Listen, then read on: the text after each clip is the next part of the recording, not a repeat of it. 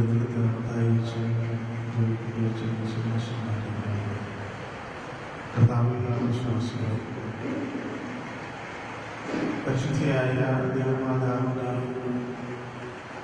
വാങ്ങിക്കൊണ്ടിരുന്ന ആളുകൾക്ക് നാം തയ്യാറെടുക്കുന്ന ശൂന്യയോ നോക്കിന്റെ അനുഭവത്തിലൂടെ നാം കടന്നു പോവുകയാണ്. അടുത്ത 15-ാം തീയതി സഭ ദൈവമാതാവിന്റെ വാങ്ങിക്കൊണ്ടിരുന്ന കൊണ്ടാടുകയാണ്.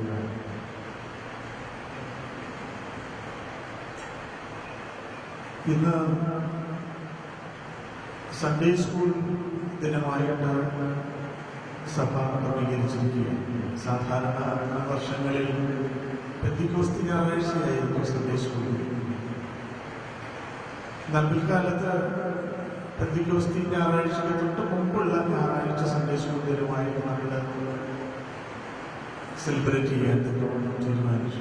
കുട്ടികളുടെ പരിപാടികളും സൺഡേ സ്കൂൾ ദിന ആഘോഷങ്ങളൊക്കെ ആവശ്യമായി വരുന്നത് കൊണ്ടും സമയം അതിന് ലഭിക്കേണ്ടത് കൊണ്ടും പെന്തിക്കോസ്തി പെരുന്നാളിന് മുമ്പുള്ള ഞായറാഴ്ച സൺഡേ സ്കൂൾ ദിനമായിട്ട് ക്രമീകരിച്ചിരുന്നതാണ്.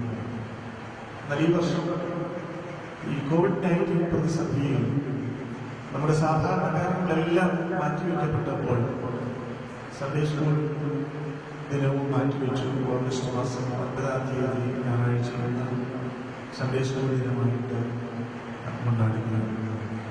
ഇന്ന് നാം സൺഡേ സ്കൂൾ ദിനം കൊണ്ടാടുമ്പോൾ നമ്മുടെ സഭയിലെ സൺഡേ സ്കൂൾ പ്രസ്ഥാനത്തിന് വേണ്ടിയും അതിലെല്ലാം പ്രധാന അധ്യാപകരും അധ്യാപകർക്ക് വേണ്ടിയും സൺഡേ സ്കൂളിലെ എല്ലാ കുട്ടികൾക്ക് വേണ്ടിയും പ്രത്യേകമായിട്ട് നാം പ്രാർത്ഥിക്കണമെന്ന് സ്നേഹത്തോടെ ഓർമ്മിക്കുകയാണ്.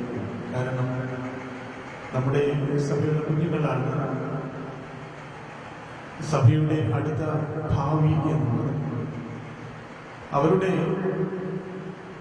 ആത്മീയ വളർച്ചയാണ് ഈ സഭയെ ഇനി പിടിച്ച് നിലനിർത്തേണ്ടത് എന്നുള്ളത് നമ്മൾ ഓർക്കേണ്ട സമയമാണ്. സൺഡേ സ്കൂൾ പ്രസ്ഥാനത്തിന് വേണ്ടി പ്രത്യേകമായിട്ട് പ്രാർത്ഥിക്കാൻ തക്കവണ്ണം ക്രമീകരിക്കും. മാവേലിക്കര ഭദ്രാസനത്തിന്റെ സൺഡേ സ്കൂൾ പ്രസ്ഥാനം വളരെ ഭംഗിയായിട്ട് പോകുന്നുണ്ട് എന്നുള്ളത് നമുക്കറിയാം. അതിന്റെ വൈസ് പ്രസിഡന്റായിരിക്കുന്ന ബഹുമാനപ്പെട്ട സോന ജോർജനും ഡയറക്ടറായിരിക്കുന്ന റോയി സാമുവേലും സെക്രട്ടറി PK വർഗീസും ഒക്കെ ശക്തമായ നേതൃത്വം കൊടുക്കും. ഇതോടൊപ്പം ചേർന്ന് വിവിധ മേഖലകളിൽ പ്രവർത്തിക്കുന്ന എല്ലാവരും ശക്തമായിട്ട് സൺഡേ സ്കൂൾ പ്രസ്ഥാനത്തിന് നേതൃത്വം കൊടുക്കും എന്നുള്ളത് സന്തോഷത്തോടെ ഞാൻ ഈ സന്ദർഭത്തിൽ സ്മരിക്കുകയാണ്. ഈ കോവിഡ് വിഷയം വന്നതിന് ശേഷം സാധാരണ ഞാൻ ഈ അരമനയിൽ താമസിക്കുന്നത് കൊണ്ട് എല്ലാ ഞായറാഴ്ചയും ഞാൻ കുർബാന ചൊല്ലിക്കൊണ്ടിരുന്നു. പക്ഷെ ഇന്ന് വിശുദ്ധ കുർബാന അർപ്പിക്കുന്നത് ബഹുമാനപ്പെട്ട മത്തായി വിലനിലത്തച്ഛനാണ്. അച്ഛൻ ഇന്ന് വിശുദ്ധ കുർബാന അർപ്പിക്കുന്നതിന്റെ കാരണം അച്ഛൻ നവതിയുടെ നിറവിലാണ്. കഴിഞ്ഞ മാർച്ച് മാസം 29-ാം തീയതി അച്ഛന്റെ നവതി ആഘോഷം മാവേലിക്കരയിലെ ഭദ്രാസനത്തിലെ എല്ലാ ഇടവുകളും ചേർന്ന് ആ സന്തോഷം ആഘോഷിക്കുവാൻ കൊണ്ട് ക്രമീകരിച്ചിരുന്നതാണ്. പക്ഷേ കോവിഡ് പ്രതിസന്ധി വരികയും നമുക്കതിന് സാധിക്കാതെ വരികയും ചെയ്തു. 90-ന്റെ നിറവിൽ 90 വയസ്സ് പൂർത്തിയായിരിക്കുന്ന മത്തായി വിലനിലത്തച്ഛന് ഭദ്രാസനത്തിന്റെ എല്ലാ നന്മകളും ആശംസകളും ആയുരാരോഗ്യങ്ങളും ഒക്കെ നേരുകയും ഈ ഭദ്രാസനത്തിന്റെ ശില്പി എന്ന് എല്ലാവരും ഒരേപോലെ പുകഴ്ത്തുന്ന വ്യക്തിയാണല്ലോ മത്തായി വിലനിലത്തച്ഛൻ. അദ്ദേഹത്തിന്റെ കഠിനാധ്വാനവും പ്രയത്നവും സമർപ്പണവും പ്രാർത്ഥനാ ജീവിതവും ഒക്കെ നമുക്ക് ഏവർക്കും മാതൃകയാണ്, വിലപ്പെട്ടതാണ് എന്നുള്ളതിന് സംശയമില്ല. ഇന്ന് ലോകത്തിന്റെ വിവിധ ഭാഗങ്ങളിൽ ഇരുന്നുകൊണ്ട് അച്ഛന്റെ വെൽവിഷേഴ്സ്, അച്ഛന്റെ സുഹൃത്തുക്കൾ, അച്ഛന്റെ ബന്ധുക്കൾ എല്ലാവരും ഇന്ന് അച്ഛൻ അർപ്പിക്കുന്ന വിശുദ്ധ കുർബാന ദർശിക്കുകയും അതിൽ പാർട്ടിസിപ്പേറ്റ് ചെയ്യുകയും ചെയ്യുന്നു എന്നുള്ളതും സന്തോഷമുള്ള സംഗതിയാണ്. മാവേലിക്കര ഭദ്രാസനത്തെ സംബന്ധിച്ചിടത്തോളം മറ്റൊരു കാര്യം കൂടിയുണ്ട്. ഈ 15-ാം തീയതി നമ്മുടെ ഭദ്രാസനത്തിലെ എല്ലാ പള്ളികളിലെയും വൈദികർക്ക് സ്ഥലം മാറ്റമാണ്. 3 വർഷമായി ശുശ്രൂഷ ചെയ്തുകൊണ്ടിരുന്ന ദേവാലയങ്ങളിൽ നിന്ന് അവർ പുതിയ ദേവാലയങ്ങളിലേക്ക് പോവുകയാണ്. എല്ലാ വൈദികരെയും പ്രത്യേകമായിട്ട് ഈ സന്ദർഭത്തിൽ ഓർക്കുകയാണ്. അവർ ശുശ്രൂഷ ചെയ്തുകൊണ്ടിരിക്കുന്ന ദേവാലയങ്ങളിൽ അവർ ചെയ്ത എല്ലാ ആത്മീയ നേതൃത്വത്തിനും അതിന്റെ വളർച്ചയ്ക്കായി അവർ അധ്വാനിച്ചതിനും പ്രത്യേകമായിട്ട് ഞാൻ ഈ സന്ദർഭം അവർക്ക് നന്ദി അർപ്പിക്കുകയാണ്. പുതുതായിട്ട് ചാർജ് എടുക്കുന്ന ദേവാലയത്തിൽ ദൈവാശ്രയത്തോടും സമർപ്പണത്തോടും കൂടി ശുശ്രൂഷ ചെയ്യുവാനും നമ്മുടെ ഈ കാലഘട്ടത്തിന്റെ യാഥാർത്ഥ്യം മനസ്സിലാക്കി പ്രവർത്തിക്കുവാനും തക്കവണ്ണം എല്ലാ പ്രിയപ്പെട്ട വൈദികർക്കും ഇടയാകട്ടെ എന്ന് പ്രാർത്ഥിക്കുകയും ചെയ്യുക. അതോടൊപ്പം തന്നെ ഈ വർഷം നമ്മുടെ ഭദ്രാസനത്തിന് 5 വൈദികർ റിട്ടയർ ആകും. സുദീർഘമായ വൈദിക ശുശ്രൂഷ, ഇടവക ശുശ്രൂഷ പൂർത്തീകരിച്ച് അവർ റിട്ടയർ ആകുന്ന 5 വൈദികരുണ്ട്.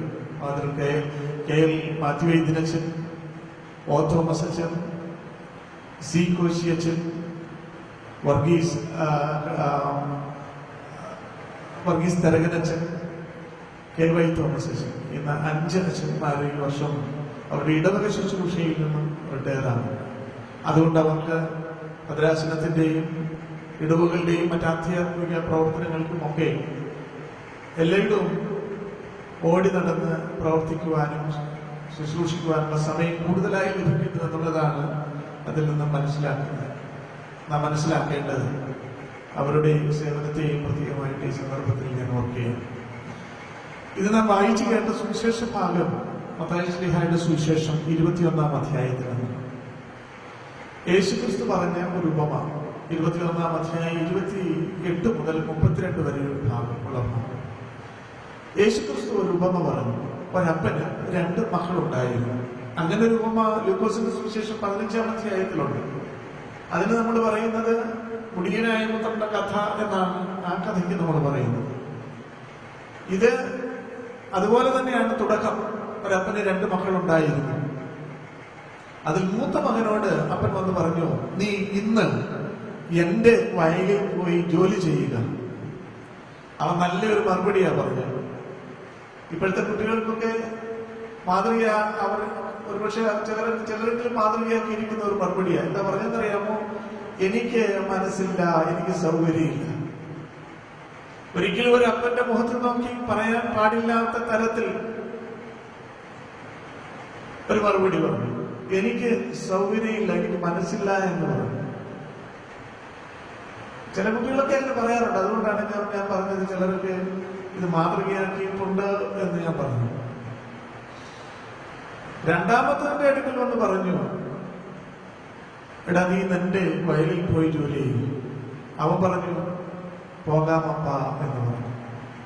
പോകാമപ്പ എന്ന് പറഞ്ഞാൽ പറയുന്നത് സാധാരണ നമ്മൾ പറയുന്ന ഒരു സാധാരണ സ്റ്റേറ്റ്മെന്റ് ആയിട്ട് നമുക്ക് തോന്നും. പക്ഷെ ഗ്രീക്കിൽ പറഞ്ഞിരിക്കുന്നത് എഗോകുറിയെ എന്നാണ്. എഗോകുറിയെ എന്ന് പറഞ്ഞാൽ the right moment I am going my lord എന്താ പറയുന്നത്. ദ റൈറ്റ് മോമെന്റ്, ഞാൻ ഇപ്പതാ പോകുന്നത്, I am going my lord. അപ്പനെ വിളിക്കുന്ന അത്രയും ബഹുമാന പുരസ്സരാണ്. ഞാൻ ഉടനെ പോവുകയാണെന്നാണ്. ഒരു പക്ഷെ മൂത്ത മകൻ മറുതലിച്ച് പറഞ്ഞതിന്റെ ദുഃഖത്തിലായിരിക്കാം. ഒരിക്കലും പറയാൻ പാടില്ലാത്ത ഒരു സ്റ്റേറ്റ്മെന്റ് ആണല്ലോ ഈ മൂത്ത മകൻ ചെയ്തത്. അതുകൊണ്ടായിരിക്കാം അവൻ അങ്ങനെ പറഞ്ഞത്. പക്ഷെ അവൻ പോയില്ല. ഈ I am going my lord എന്ന് യഗഖുറിയെ എന്ന് പറഞ്ഞ് അവൻ പോയില്ല. അവനോട് ഇരുന്നു. അത് നമ്മുടെ ചില കുട്ടികളൊക്കെ മാതൃകയാക്കിയിരിക്കുന്നതാണ്. സൂചിപ്പിച്ചൊക്കെ വർത്തമാനം പറയുന്നു. ഒരു കാര്യവും ചെയ്യത്തില്ല. എല്ലാവരും സോപ്പിട്ടല്ലേ ഇങ്ങനെ നിൽക്കും, അപ്പനെ അമ്മയൊക്കെ എങ്ങനെ അല്ലേ? പക്ഷെ ഒരു കാര്യവും ചെയ്യത്തില്ല. അങ്ങനെയുള്ള കുട്ടികളുണ്ട്. സത്യത്തിൽ എനിക്ക് ഈ 2 കുട്ടികളെയും പറ്റി വലിയ വിഷമമൊന്നുമില്ല. എന്റെ വിഷയം ഈ അപ്പനാണ്. എന്റെ ചിന്തയിൽ ഈ പിതാവ് അത്ര ശരിയല്ല എന്നാണ്. പിതാവ് അത്ര ശരിയല്ല. ഞാനത് പറയാൻ കാര്യം, ഈ അപ്പൻ വന്ന മക്കളോട് പറഞ്ഞ് 2 പേരോട് പറഞ്ഞ ആ സ്റ്റേറ്റ്മെന്റ് എനിക്ക് സത്യത്തിൽ തീരെ പിടിച്ചില്ല. അതുകൊണ്ട് ഇന്ന് നീ എന്റെ മുന്തിരിത്തോട്ടത്തിൽ പോയി ജോലി ചെയ്യുക. നിങ്ങൾ ആരെങ്കിലും അപ്പന്മാരങ്ങനെ പറയുക? നിങ്ങളെന്താ പറയുന്നത്? നിങ്ങൾ അപ്പന്മാരും അമ്മമാരും ഒക്കെ ഉണ്ടല്ലോ, നിങ്ങളെന്താ പറയുന്നത്? മോനെ, എടാ, ഇന്ന് നമ്മുടെ ആ തോട്ടമുണ്ടല്ലോ, അവിടെ രണ്ടുപേര് ജോലി ചെയ്യുന്നുണ്ട്, എനിക്ക് അങ്ങോട്ടൊന്നും പോകാൻ പറ്റിയില്ല, നീ ഒന്ന് പോയി നോക്കണം, അല്ലേ? അതല്ലേ പറയുന്നത്? നിങ്ങൾ അപ്പന്മാർ അങ്ങനെയാണ് പറയുന്നത്, അമ്മമാരും അങ്ങനെയാണ് മക്കളും. നമ്മുടെ ആ തോട്ടമുണ്ടല്ലോ, പക്ഷെ ഈ അമ്മ പറഞ്ഞ എന്താ? എന്റെ മുന്തിരി തോട്ടത്തിൽ. അവിടെ അപ്പനും മക്കളും തമ്മിലുള്ള ബന്ധത്തിന്റെ ഒരു വിഷയം, അപ്പനും മക്കളും തമ്മിലുള്ള ബന്ധത്തിന്റെ ഒരു വിഷയം. ആ വീട്ടിൽ അപ്പന്റേതായും അമ്മയുടേതായും മക്കളുടേതായും ഉള്ള പ്രത്യേകം കാര്യങ്ങളുണ്ട് എന്നുള്ളത് ആ സ്റ്റേറ്റ്മെന്റിൽ നിന്ന് തന്നെ വ്യക്തമാണ്. അങ്ങനെ ഉണ്ടാകുന്നു ഇന്നത്തെ കുടുംബങ്ങൾ. ഇന്നത്തെ കുടുംബം ശ്രദ്ധിക്കേണ്ട ഒരു ഉപമയാണ് യേശുക്രിസ്തു ഇന്ന് മത്തായി ശ്ലീഹായുടെ സുവിശേഷം 21-ാം അധ്യായം 28 മുതൽ 32 വരെയുള്ള ഭാഗങ്ങളിൽ പറഞ്ഞിരിക്കുന്നത്. ഇന്ന് നീ എന്റെ മുന്തിരിത്തോട്ടത്തിൽ പോയി ജോലി ചെയ്യുക. ആ കമാൻഡ് അതൊരു പിതാവിൽ നിന്ന് സാധാരണഗതിയിൽ പ്രതീക്ഷിക്കാൻ ഒരു കമാൻഡ്. ഇന്ന് നീ എന്റെ, അങ്ങനെ പറയാൻ പാടില്ല. ഒരു വീട്ടിൽ ഈ പേരന്റിങ് എന്ന് പറയുന്നത്, parenting is a tough job, especially Christian parenting is a very tough job. It's a very tough job. എല്ലാ മാതാപിതാക്കളും ശ്രദ്ധിക്കേണ്ട സംഗതിയാണ്. Christian parenting is a very tough job. എല്ലാ മാതാപിതാക്കളും കരുതുന്നത് എങ്ങനെയാണ് കുഞ്ഞുങ്ങൾ ഭവനങ്ങളിൽ വളരേണ്ടത് എന്നുള്ളത്, അവരെ കരുതേണ്ടത്, അവരെ എങ്ങനെയാണ് ഭവനത്തിന്റെ വിഷയങ്ങളിൽ ഇൻവോൾവ് ആക്കുന്നത് എന്നുള്ളത്, അവരെ എങ്ങനെയാണ് പോസിറ്റീവ് എനർജിയിൽ വളർത്തിയെടുക്കേണ്ടത് എന്നുള്ളത്. എന്തുകൊണ്ടൊരു നെഗറ്റീവ് ഒരു റിപ്ലൈ, ഒരു നെഗറ്റീവ് സ്റ്റേറ്റ്മെന്റ്, നെഗറ്റീവ് ആൻസർ ഈ മകനിൽ നിന്ന് വന്നു? അതിന്റെ കാരണം ആ വീട്ടിൽ ഒരുപാട് നെഗറ്റീവ് എനർജി ഉണ്ട് എന്നുള്ളതാണ്. അതുകൊണ്ടാണ് ഇമ്മീഡിയറ്റ് റെസ്പോൺസ് വാസ് എന്താ പറഞ്ഞത്? എനിക്ക് മനസ്സില്ല എന്ന് പറയാൻ കാര്യം, there was a negative energy in that home. അവിടെ ഒരു നെഗറ്റീവ് എനർജിയുടെ ഒരു അതിപ്രസരമാണ്.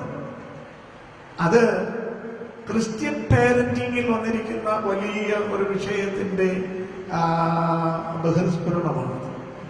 അതുകൊണ്ട് ക്രിസ്ത്യൻ പാരന്റിങ് എന്നുള്ളത് നാം ഓരോരുത്തരും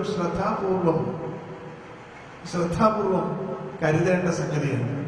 ഈ രണ്ടു പിള്ളേരും ശരിയല്ല. ലൂക്കോസിന്റെ സുവിശേഷം 15-ാം അധ്യായത്തിലും മത്തായി ശ്ലീഹായുടെ സുവിശേഷം ഇന്ന് നാം വായിച്ചു കേട്ട 21-ാം അധ്യായത്തിലും ഈ സംഭവത്തിൽ സാധാരണ ഞാൻ നിങ്ങളോടൊക്കെ പറഞ്ഞിട്ടുള്ളതാണ്. ഈ രണ്ട് കഥയിലും ഒരപ്പന് 2 മക്കളുണ്ടായിരുന്നു എന്നാ പറഞ്ഞത്. അവിടെ ഒരു അമ്മയില്ല. അവിടെ ഒരു അമ്മ ഉണ്ടായിരുന്നെങ്കിൽ ഒരുപക്ഷെ ഈ 2 കഥയിലെ അമ്മ നേരത്തെ മരിച്ചുപോയതൊക്കെ ആയിരിക്കും. ഇന്നാണെങ്കിൽ നമുക്ക് പറയാം ഡിവോഴ്സ് ആയി പോയതാണെന്ന് പറയാം. പക്ഷെ അന്നത്തെ കാര്യത്തിൽ ആ കാലഘട്ടത്തിൽ അത് ഇത്ര സുപരിചിതമല്ലാത്തത് കൊണ്ട് അതായിരിക്കത്തില്ല, ഡിവോഴ്സ് ആയിരിക്കത്തില്ല. പക്ഷെ ഒരമ്മ അവിടെ ഇല്ല. ഒരമ്മ ഉണ്ടായിരുന്നെങ്കിൽ കഥ ഒരു പക്ഷേ വ്യത്യസ്തമായിരുന്നേനെ. ഈ കുട്ടികളുടെ സ്വഭാവം ഒരു പക്ഷേ വ്യത്യസ്തമായിരുന്നേനെ. പക്ഷേ അപ്പനാണെങ്കിലും അമ്മയാണെങ്കിലും കുഞ്ഞുങ്ങളെ വളർത്തുന്നതിന്റെ കാര്യത്തിൽ, അവരുടെ ഇൻവോൾവ്മെന്റിന്റെ കാര്യത്തിൽ, അവരുടെ ഭവനത്തിലെ ഇൻവോൾവ്മെന്റിന്റെ കാര്യത്തിൽ പ്രത്യേകമായിട്ട് ശ്രദ്ധിക്കേണ്ട സംഗതിയാണ്. എല്ലാ കാര്യങ്ങളിലും അവർ ഇൻവോൾവ് ആകണം. എല്ലാ കാര്യങ്ങളിലും, സാമ്പത്തിക വിഷയമാണെങ്കിലും മറ്റു വിഷയങ്ങളാണെങ്കിലും ബന്ധങ്ങളാണെങ്കിലും പ്രയാസങ്ങളാണെങ്കിലും സന്തോഷങ്ങളാണെങ്കിലും ദുഃഖങ്ങളാണെങ്കിലും എന്താണെങ്കിലും ആ കുഞ്ഞുങ്ങൾ അത് കണ്ട് പഠിച്ച് വളർന്ന് അതിന്റെ ഭാഗമായി വളരും. ഇന്ന് എത്ര ഭവനങ്ങളിൽ കുഞ്ഞുങ്ങൾ ഭവനത്തിന്റെ ഭാഗമായി വളരുന്നുണ്ട് എന്നുള്ളത് ശ്രദ്ധിക്കണം. എന്തുകൊണ്ട് ഈ അവൻ പറഞ്ഞു എനിക്ക് മനസ്സില്ല, അവൻ ആ ഭവനത്തിന്റെ ഭാഗമല്ല എന്നുള്ളത്.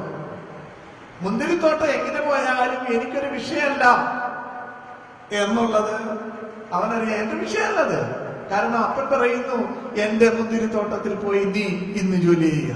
അപ്പന്റെ മുന്തിരിത്തോട്ടമാണ്, അപ്പന്റെ ഉത്തരവാദിത്തമാണ്. ഈ അടുത്ത സമയത്ത്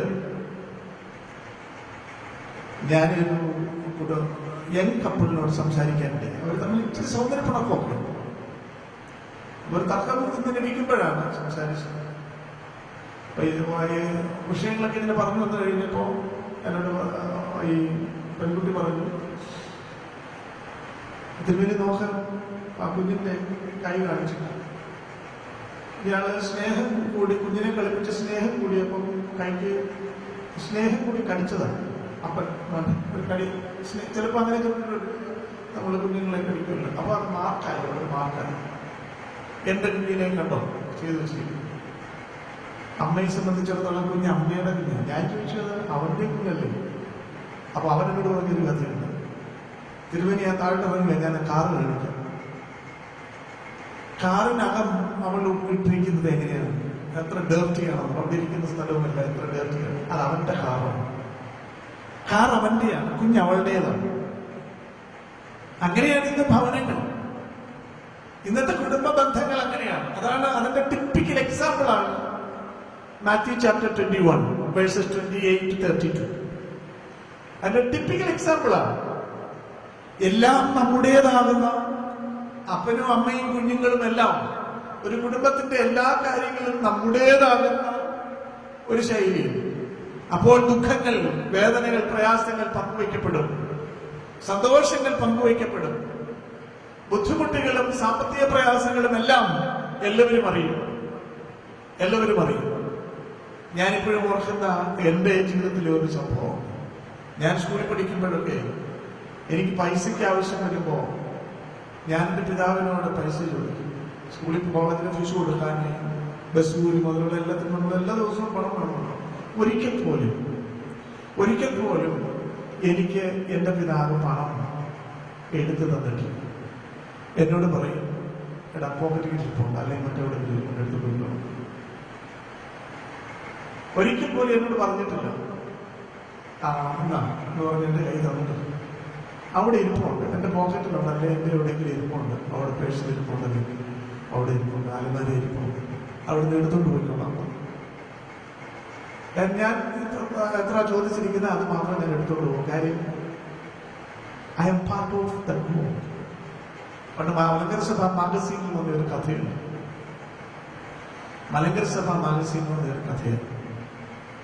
ഒരിക്കലും കുഞ്ഞ് സ്കൂളിൽ ടീച്ചർ ക്ലാസ് കൊണ്ട് കുട്ടികളോട് നിങ്ങൾക്ക് ഇഷ്ടമുള്ള ഒരു പടം വരയ്ക്കാൻ പറഞ്ഞു. കുട്ടികൾക്കുണ്ടാകും ഇഷ്ടമുള്ള പടം വരയ്ക്കുന്നത്. അപ്പൊ കുട്ടികളെല്ലാം പടം വരച്ചു, ഒരു പേപ്പർ എടുത്ത് വെച്ചിട്ട് ഒരു പടം വരച്ചു. അപ്പോ ഒരു കുഞ്ഞ് വളരെ ബ്യൂട്ടിഫുൾ ആയിട്ട് അവളുടെ വീട് വരച്ചു.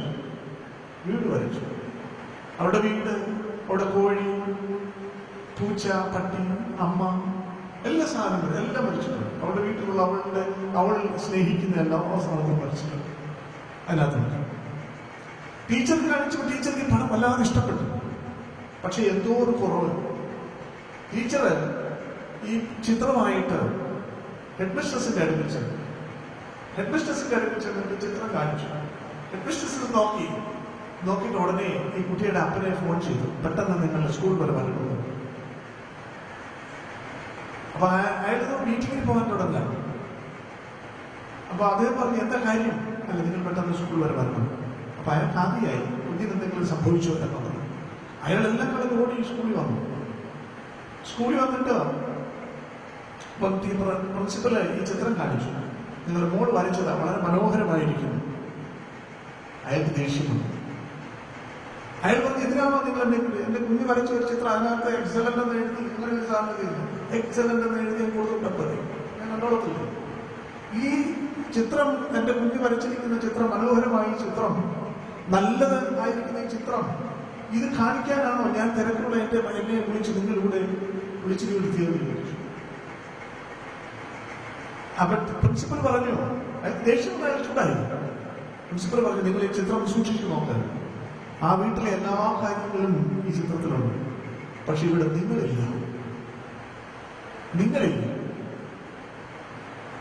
അപ്പൊ അയാൾ നോക്കിയപ്പോ അമ്മയുണ്ട്, അവിടെ അനിയത്തിയുണ്ട്, എല്ലാവരും ഉണ്ട് ഈ ചിത്രത്തിൽ. പൂച്ചപ്പട്ടി എല്ലാം ഉണ്ട്, അയാൾ മാത്രമില്ല. അപ്പൊ കുഞ്ഞിനോട് അയാൾ ചോദിച്ചു, മോളെ നീ എന്താ എന്നെ വരയ്ക്കാൻ? അപ്പൊ അവൾക്ക് പറഞ്ഞൊരു മറുപടിയുണ്ട്, daddy are you part of my home? Daddy are you part of my home? കാണുന്ന പിള്ളേരെയൊക്കെ പ്രായമുള്ളവരെല്ലാം അങ്കിളെന്നും, കുറച്ച് പ്രായമുള്ളവരെ അങ്കിളെന്നും, കൂടുതൽ പ്രായമുള്ളവരെ അപ്പച്ചാന്നും അമ്മച്ചിന്നും ഒക്കെയാണല്ലോ നമ്മുടെ പിള്ളേർ വിളിക്കുന്നത്. അതേപോലെ പിള്ളേരെ അമ്മ പഠിപ്പിച്ചൊരു പദമുള്ളതേ ഉള്ളൂ ഡാഡി. കാരണം ഇയാൾ രാവിലെ കുഞ്ഞുണരുന്നതിനുണ്ട് ഇയാൾ പോകും, കുഞ്ഞുണർന്ന് എപ്പോഴോ വരും, എപ്പോഴെങ്കിലും ഒക്കെ ഇയാളെ കാണുന്നത്. ഈ വീട്ടിൽ ഒരുപാട് ആക്ടിവിറ്റീസ് ഉണ്ട്, വീട്ടിൽ ഒരുപാട് കാര്യങ്ങളുണ്ട്.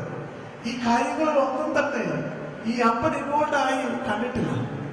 ഈ വീട്ടിലെ ഒരു കാര്യത്തിലും അപ്പൻ ഇൻവോൾവ് ആയി കാണുന്നില്ല. അദ്ദേഹത്തിന്റെ പണമായിരിക്കും ഇതിനെ മുഴുവൻ ചെലവഴിക്കുന്നത്, പക്ഷെ വീട്ടിലെ ഒരു കാര്യത്തിലും ഈ അപ്പൻ ഇൻവോൾവ് ആയി കണ്ടിട്ടില്ല. അതുകൊണ്ട് ഈ ഡാഡി എന്ന് പറയുന്ന ഈ വ്യക്തി ഈ വീട്ടിന്റെ ഭാഗമായിട്ട് ഈ കുഞ്ഞിന് മനസ്സിലായിട്ടില്ല. വീട്ടിൽ ഇൻവോൾവ് ആകുമ്പോഴാണല്ലോ ഈ വീടിന്റെ ഭാഗമായിട്ട് കുഞ്ഞിനെ മനസ്സിലാക്കാൻ സാധിക്കുന്നത്. അതുകൊണ്ട് അവൾ ചോദിച്ചു, daddy are part of my home? അങ്ങനെ ചോദിക്കേണ്ട സ്ഥിതിവിശേഷം വരുന്നത്. Christian parenting is a tough job. എല്ലാ മാതാപിതാക്കളും ശ്രദ്ധിക്കേണ്ട ഒരു സംഗതി തന്നെയാണ്. നമ്മുടെ കുഞ്ഞുങ്ങളുടെ ആത്മീയ ശിക്ഷണം, ഇത് സൺഡേ സ്കൂൾ ദിനം കൂടിയാണല്ലോ. നമ്മുടെ കുഞ്ഞുങ്ങളുടെ ആത്മീയ ശിക്ഷണം, നമ്മുടെ കുഞ്ഞുങ്ങളുടെ വളർച്ചയിൽ അവരിൽ നാം വളർത്തിയെടുക്കേണ്ടതായ values, moral values, ethical values, social values, religious values, ഇതെല്ലാം വീട്ടിൽ നിന്ന് പഠിച്ചു വരേണ്ടതാണ്. മൂല്യങ്ങളെ പറ്റി, പണത്തെ പറ്റിയുള്ള ചിന്ത പോലും, അതെങ്ങനെ സൂക്ഷ്മതയോടെ കൈകാര്യം ചെയ്യണം എന്നുള്ളത്. അതുകൊണ്ട് വീട്ടിലെ ബുദ്ധിമുട്ടും ദാരിദ്ര്യവും പ്രയാസവും ഒക്കെ ചെറുപ്പം മുതലേ കുഞ്ഞ് പഠിച്ചു വരണം. വീട്ടിലെ ഒരു ജോലിയും കുഞ്ഞുങ്ങളെ കൊണ്ട് ചെയ്യിക്കാത്ത അപ്പനും അമ്മയുണ്ട്. ഒരു കാര്യം പോലും വീട്ടിലെ ഒരു കാര്യത്തിലും കുഞ്ഞുങ്ങളെ ഇൻവോൾവ് ആക്കിയാത്ത അപ്പനും അമ്മയുണ്ട്. അവരെ കൊണ്ട് കടുത്ത ജോലി ചെയ്യിക്കണം എന്നുള്ളതല്ല ഞാൻ പറയുന്നത്. പക്ഷെ വീട്ടിലെ എല്ലാ കാര്യങ്ങളിലും എല്ലാവരും, അപ്പനും അമ്മയും മക്കളും എല്ലാം കൂടെ ഒന്നിച്ച് പാർട്ടിസിപ്പേറ്റ് ചെയ്ത് വളർന്നു വരുന്ന അതിനെയാണ് കുടുംബം എന്ന് പറയുന്നത്. അതുകൊണ്ട് ഞാൻ പറഞ്ഞത്, ഈ മത്തായി ശ്ലീഹായുടെ സുവിശേഷം 21-ാം അധ്യായത്തിലെ ഈ കഥയിൽ എനിക്ക് അപ്പനെ അത്ര താല്പര്യം ഇല്ല. അപ്പനാണ് വിഷയമുണ്ട്. അവിടെ ഒരു അപ്പന്റെ അധികാരത്തിന്റെ മറവിൽ ഒരു നെഗറ്റീവ് എനർജി അവിടെ ഉണ്ടായിട്ടുണ്ട്. അതുകൊണ്ട് അവൻ പെട്ടെന്ന് പൊട്ടിത്തെറിച്ച് പറഞ്ഞു, എനിക്ക് മനസ്സില്ല എന്നാണ്. അത് ആ വീട്ടിന്റെ സാഹചര്യമാണ്. അതുകൊണ്ടാണ് ക്രിസ്ത്യൻ പാരന്റിംഗ് വളരെ സൂക്ഷ്മതയോടെയാണ് നമ്മൾ കൈകാര്യം ചെയ്യേണ്ടത് എന്ന് പറയുന്നത്. കർത്താവിൽ വിശ്വാസികളെ, നാം ഓരോരുത്തരും ശ്രദ്ധിക്കേണ്ടതായ ഒരു സന്ദേശമാണിത് എന്ന് പ്രത്യേകം നിങ്ങൾ സ്മരിക്കണം. ഞാൻ എന്റെ വാക്കുകളെ ചുരുക്കട്ടെ. ലോകം മുഴുവൻ കൊറോണ വൈറസിന്റെ ഭീതിയിലാണ് ഇപ്പോൾ. കേരളം വീണ്ടും ഇത് ഓരോ ദിവസം കഴിയും തോറും സങ്കീർണമായിക്കൊണ്ടിരിക്കും. എന്നാൽ അതിനേക്കാളൊക്കെ ഉപരിയായി കേരളം ഇന്ന് വിറങ്ങലിച്ചു നിൽക്കുന്ന രണ്ട് വലിയ ദുഃഖങ്ങൾ എന്താണെന്നുള്ളത് നമുക്കറിയാം. കോഴിക്കോട് കരിപ്പൂർ വിമാനത്താവളത്തിൽ ജീവൻ പൊലിഞ്ഞ അനേകം മനുഷ്യർ, ആ വിമാന അപകടം മൂലമുണ്ടായ വേദന അനുഭവിക്കുന്ന കുടുംബങ്ങൾ, പ്രയാസങ്ങൾ, അവരെല്ലാവരെയും ദൈവസന്നിധിയിൽ ഇന്നത്തെ വിശുദ്ധ കുർബാനയിൽ നാം പ്രത്യേകമായിട്ട് ഓർക്കണം. അതോടൊപ്പം തന്നെ ഇടുക്കിയിൽ പ്രളയം മൂലം പ്രളയത്തിന്റെ കെടുതിയിൽ പ്രയാസം അനുഭവിക്കുന്ന മരണപ്പെട്ടവർ, പ്രയാസം അനുഭവിക്കുന്ന കുടുംബങ്ങൾ, ഈ പ്രളയത്തിലായിരിക്കുന്ന ദുഃഖം അനുഭവിക്കുന്ന മനുഷ്യർ, ഇവരെല്ലാവരെയും ഈ ദൈവസന്നിധിയിൽ അല്പസമയം ഓർക്കുവാൻ തക്കവണ്ണം നമുക്ക് സാധിക്കണം. അവർക്ക് വേണ്ടി പ്രാർത്ഥിക്കുവാൻ തക്കവണ്ണം എല്ലാവരും എഴുന്നേറ്റ് ഒരു മിനിറ്റ് അവർക്ക് വേണ്ടി പ്രാർത്ഥിച്ച് കഴിഞ്ഞതിന് ശേഷമാണ് പ്രാർത്ഥന നടത്തുന്നത് എന്നുള്ള സ്നേഹത്തിൻ്റെ ഓർപ്പിക്കുന്നു. എല്ലാവരെയും ദൈവം